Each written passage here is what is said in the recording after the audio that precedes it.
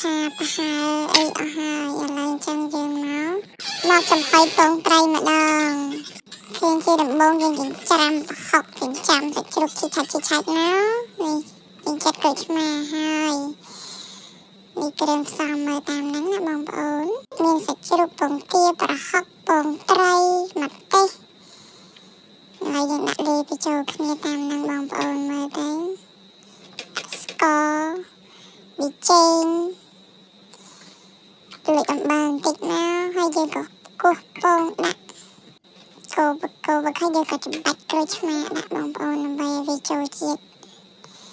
មានម្ទេសពងត្រីនេះយើងត្រូវវាយបញ្ចូលគ្នាមកហើយយើងដាក់ស្លឹកខ្ទឹមគេថាឃើញប៉ុណ្ណឹងក៏ដឹងថាណងណាបងប្អូន